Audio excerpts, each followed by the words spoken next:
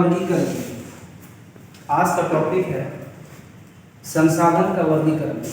ठीक है, तो संसाधन का वर्गीकरण का मतलब होता है कि पृथ्वी पर संसाधन कितने प्रकार के मिल रहे हैं, उन सभी प्रकारों को एक ग्रुप में रख करके उसका वर्गीकरण का आधार बनाया गया, जिसको आधार कहते हैं।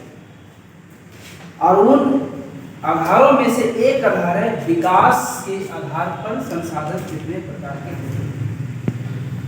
जैसा कि पिछली कक्षा में लोगों ने पढ़ा कि संसाधन का वर्गीकरण 4 आधारों पर किया जाता है। सबसे पहला जो आधार है उत्पत्ति के आधार। उत्पत्ति के आधार पर संसाधन 2 प्रकार के होते हैं। एक होता है जैव संसाधन, दूसरा होता है अजैव संसाधन। दूसरा आधार इसका होता है समाप्यता के आधार पर, यानी समाप्त होने के आधार पर आपका संसाधन 2 प्रकार के होते हैं। एक होता है नवीकरणीय और दूसरा होता है अनवीकरणीय।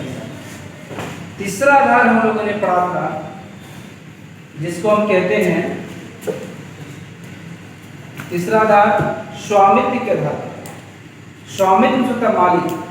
पृथ्वी पर जितना तरह के संसाधन है सबका मालिक अलग अलग है, और इस तरह के स्वामित्व के आधार पर संसाधन जो होते हैं वो 4 प्रकार के हैं। पहला होता है व्यक्तिगत संसाधन, दूसरा होता है सामुदायिक संसाधन, तीसरा होता है राष्ट्रीय संसाधन और चौथा होता है अंतर्राष्ट्रीय संसाधन। इसको भी हम लोग पिछली कक्षा में स्टडी किया था। चौथा स्तर जो अभी लिखा हुआ बोर्ड में जो टॉपिक आज का है वो है विकास के आधार पर संसाधन कितने प्रकार के होते हैं। तो विकास के आधार पर संसाधन 4 प्रकार के होते हैं। पहला हो गया विकसित संसाधन, दूसरा हो गया संभाव्य संसाधन, तीसरा हो गया संचित संसाधन और चौथा हो गया भंडार संसाधन। तो ये 4 जो प्रकार हैं इसकी डिफिनेशन कैसे जानेंगे, कैसे समझेंगे? अक्सर स्टूडेंट इसको मिस करते हैं, मतलब नहीं समझ पाते। विकसित की परिभाषा को संचित में लिख दे रहे, संचित की परिभाषा को भंडार में लिख दे रहे, भंडार की परिभाषा को संभाग में लिख दे रहे। उल्टा पुल्टा लोग अक्सर स्टूडेंट को लिखा हुआ मैंने देखा। एग्जामिनेशन में बच्चे लिखते क्यों? क्योंकि उसकी कॉन्सेप्ट क्लियर नहीं। आज जब कॉन्सेप्ट क्लियर नहीं रहेगा तो निश्चित रूप से उसकी सही आप परिभाषा परीक्षा में लिख नहीं पाएंगे। तो इसको पहले देखते हैं। तो सबसे पहले विकसित संसाधन की डिफिनेशन को लिखा जाए तो सीधा स्पष्ट जवाब देंगे कि सर विकसित संसाधन वैसा संसाधन को कहा जाता है जिस संसाधन को हम वर्तमान में अभी उपयोग कर रहे हैं। जिन जिन संसाधनों को आप यूज कर रहे हैं भरपूर मात्रा में, तो वो हो गया विकसित संसाधन। जैसे सोना, चांदी, कोयला, पेट्रोलियम etc से कई तरह के संसाधन ये सभी यूज कर रहे हैं। अब जिसको यूज कर रहे हैं बड़ी मात्रा में, जिसके जो संसाधन आपकी समस्त आवश्यकताओं को अधिक से अधिक मात्रा में आपकी जो पूर्ति कर रही है आवश्यकता को, वो आपका रियल में होगा आपका विकसित संसाधन। क्यों आप बड़ी मात्रा में इस्तेमाल कर रहे हैं? क्योंकि इस संसाधन को यूज करने के लिए हम लोगों ने टेक्नोलॉजी और स्किल को डेवलप कर दिया। इस संसाधन को इस्तेमाल करने के लिए इतना सब टेक्नोलॉजी डेवलप और मशीन यंत्र जो होता है पूर्णतः उसका विकसित कर दिया है, इसलिए हम उसका यूज कर रहे हैं अधिक से अधिक मात्रा में। तो ऐसे संसाधन को क्या बोलेंगे? विकसित। जैसे आपका सोना, चांदी, कोयला, पेट्रोलियम ऐसे कई तरह के रिसोर्स का यूज कर रहे हैं। क्यों यूज कर रहे हैं? क्योंकि इसका संपूर्ण टेक्नोलॉजी को डेवलप अभी तक हम लोग करते हैं। पर क्लियर हो गया को दिक्कत है विकसित में। सेकंड टॉपिक है संभाव्य। संभाव्य होता है संभावना। संभावना में होता है कि पृथ्वी पर अभी भी ऐसे संसाधन है जिसका भंडार असीमित है, बहुत ज्यादा संसाधन भरा हुआ उसमें, लेकिन टेक्नोलॉजी हम लोग के पास ना होने के कारण, स्किल ना होने के कारण, मशीन यंत्र का आविष्कार अब इतना बढ़िया ढंग से नहीं कर पाए, जिसके वजह से हम उसका इस्तेमाल अधिक मात्रा में नहीं, थोड़ा थोड़ा मात्रा में कर रहे हैं। तो जिस संसाधन का स्किल और टेक्नोलॉजी डेवलप ना किया गया हो, उसकी स्किल और टेक्नोलॉजी को आधा अधूरा डेवलप किया गया हो, और उस संसाधन की मात्रा सबसे अधिक है, लेकिन हम इस्तेमाल थोड़ा थोड़ा कर रहे हैं। क्यों? क्योंकि अधिक मात्रा में इस्तेमाल करने के लिए वैसा विकसित टेक्नोलॉजी और स्किल को डेवलप अभी तक हम लोगों ने नहीं किया है। इस तरह के संसाधन को हम संभाव्य संसाधन कहते हैं। और इस तरह के संसाधन के अंदर कौन कौन आते हैं? पवन ऊर्जा,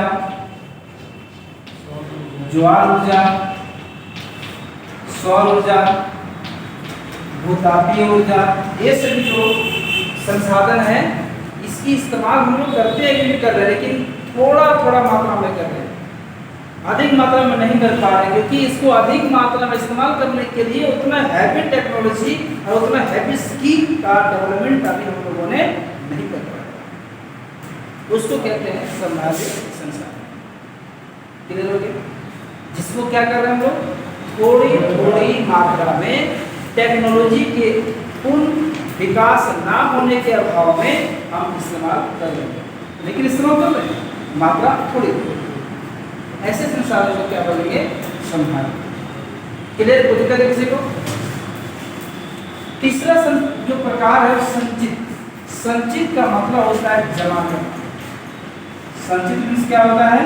जमा करना। क्या होता है? जमा करना। तो संचित जमा करना, इकट्ठा करना, इकट्ठा कर रखना।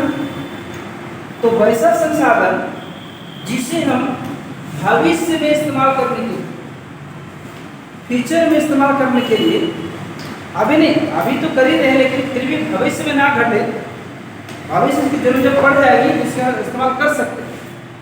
तो वैसा संसाधन जिसको भविष्य में इस्तेमाल करने के लिए इसको सुरक्षित इकट्ठा जमा करके रखते हैं, वैसे संसाधन को क्या बोलते हैं? संचित संसाधन कहते हैं। हम लोग देखते हैं कि घरों में खेती बाड़ी करते हैं, जो खेत से अनाज पैदा होता है उसमें क्या करते हैं? 2-3 ग्राम में हम लोग चावल को इकट्ठा कर देते हैं और खाने वाला अलग रखते हैं बर्तन में, और भविष्य में 5 साल बाद इस्तेमाल करेंगे तो उसको अलग जगह पे चावल रख देते हैं। क्यों? ताकि भविष्य में घटेगा तो इसका इस्तेमाल करेंगे। तो जिस संसाधन को भविष्य में इस्तेमाल करने के लिए सुरक्षित इकट्ठा रखा जाता हो, जमा कर रखा जाता हो, वैसे संचित संसाधन कहते हैं। और इस तरह के संसाधन जो आते हैं वो आता है वन और बाण। दो तरह के संसाधन।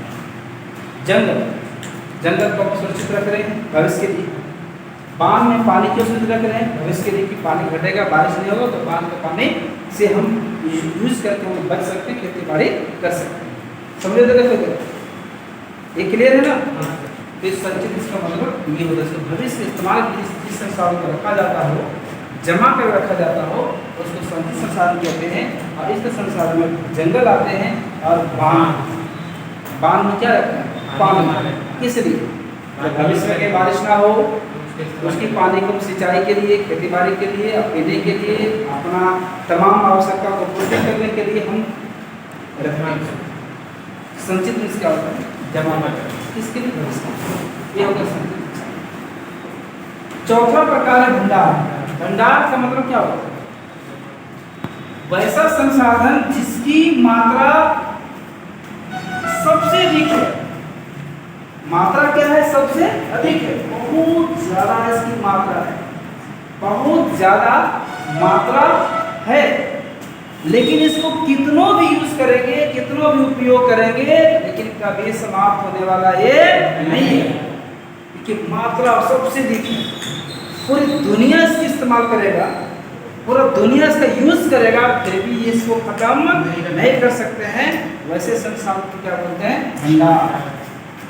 समझ में आ गया ना? ऐसा संसाधन जिसका भंडार विशाल है, इसका भंडार बहुत बड़ा अधिक है, बड़ी मात्रा में इसका भंडार है, जिसको इस्तेमाल करते करते थक जाएंगे, लेकिन ये खत्म होने वाला नहीं है। उसको कहते हैं भंडार संसाधन। और इस तरह के संसाधन है इसको बोलते हैं जल। पानी एक मात्र संसाधन से भंडार बहुत बड़ी मात्रा में, कभी ये समाप्त होने वाला नहीं, कितना यूज करो। और जाहिर सी बात, पानी के बगैर मानव क्या संसार के समझ जी नहीं रह सकते हैं। कितनों इस्तेमाल करते हैं, क्या पानी कभी खत्म पृथ्वी से होती है? या खत्म कर पाएंगे? या नहीं कर पाएंगे। जिस संसाधन को पूरी दुनिया इस्तेमाल करने के बाद भी खत्म नहीं कर पाएगी, उस संसाधन को क्या कहेंगे? भंडार संसाधन। और इस तरह के संसाधन कौन आता है? जल। तो आपको शायद उम्मीद होगा कि विकास स्तर के आधार पर संसाधन जो 4 प्रकार है, ये कॉन्सेप्ट क्लियर हो गया होगा। कोई दिक्कत